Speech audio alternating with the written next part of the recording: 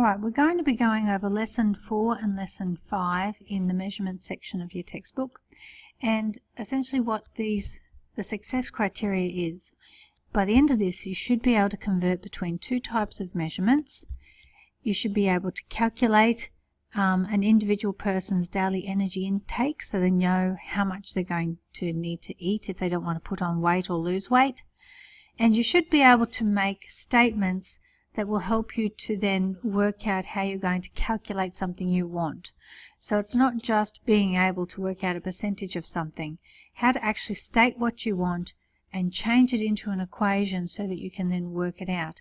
That's a skill you need to be able to take with you everywhere when you're an adult.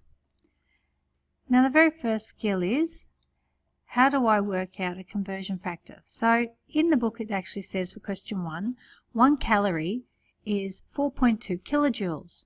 So every calorie that you have is actually 4.2 kilojoules within that. So you have to think, what do you have to do to turn 1 calorie into 4.2 kilojoules? It's not going to be a plus or minus here. This is going to be a times or a divide. And you have to think, is it getting bigger or is it getting smaller? If it's getting bigger, it's going to be a times. And the factor here, turning 1 into 4.2, is you times it by 4.2. So whenever you're going to convert between calories to kilojoules, you have to times however many calories you have with 4.2 to convert it into kilojoules. And the opposite can be said when you want to go kilojoules to calories. If you times by 4.2 to get it calories to kilojoules, you divide by 4.2 to go the other way.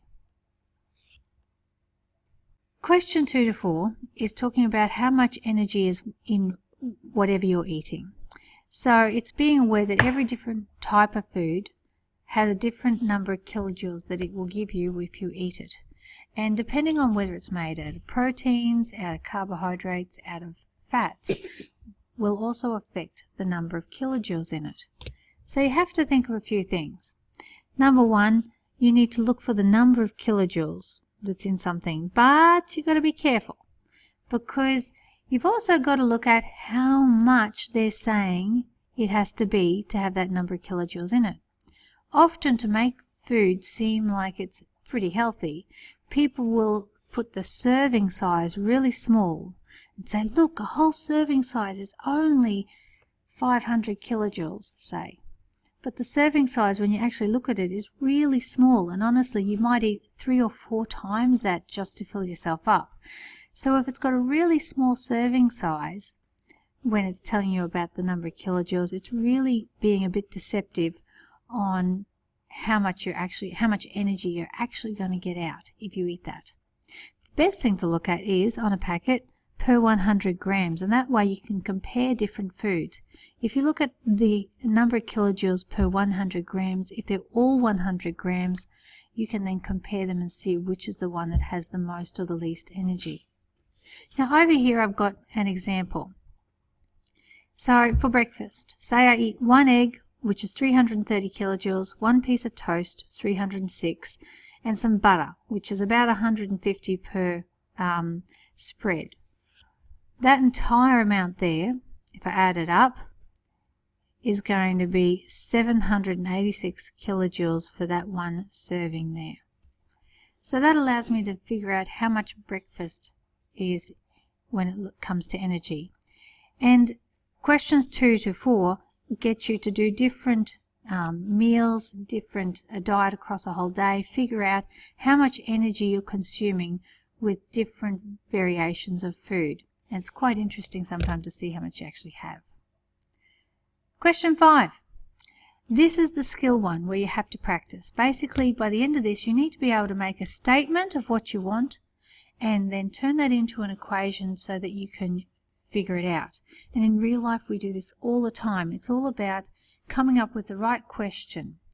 So in this case we're figuring out how much sugar a person can take when they have a certain amount of energy they're allowed to consume per day. The sugars are supposed to be limited to 14% of whatever your personal daily intake is. So when I want to make a statement about what I need to find out what 14% of any person's energy intake is. And it depends on the person as to what this number here is. Now let's see if we can turn that into an equation. I need to find out can be gotten rid of, and we change that with an equal sign. 14% is fine. You can put that into a calculator. The word of, that actually can be replaced by a times symbol. And the person's energy intake, well, that depends on what question you're doing. But say it's 8,000 kilojoules per day, we'll put 8,000 kilojoules. This is going to change depending on the person. Now let's turn this into something we can put into a calculator. Percent can actually be written as 14 over 100. And to put that into a calculator, we just go 14 divided by 100. And then the next symbol we have to put in is a times, and then 8,000. And when you work that out, you've figured out what 14% of 8,000 is.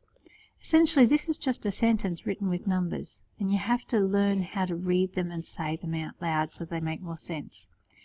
Now, in another real-life situation, I gave you this example. If you have two-stroke fuel and you need to make up 1 litre of two-stroke fuel for your mower, you know that you have to have a ratio of 1 to 25 for that. That means 1 part to 25 parts oil to fuel.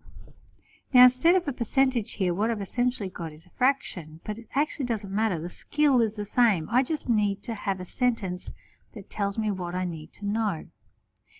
1 to 25, written as a fraction, is 1 over 25. So my little sentence in this case would be, if I'm trying to figure out how much oil to put in 1 litre to make up my two-stroke fuel, I need to find out what 1/25th of 1 litre is, because 1/25th is how much oil I need to put in, and the rest would be petrol. So let's do it again. I need to find out is an equal sign. 1 over 25, I can easily put into the calculator 1 divided by 25. Of is times 1 litre. I can either leave that in litres, or seeing as this is going to be a small amount, I could put it down as 1,000 millilitres to help me measure it. And once you've got that answer, that's exactly how much oil you have to put in 1 litre, and then you fill it up to 1 litre to make two-stroke fuel. Basically, you've taken a skill here of being able to say a statement and turn it into an equation. You need to be able to transfer that to other problems in everyday life, not just be able to use it in one specific instance. That's how you use maths.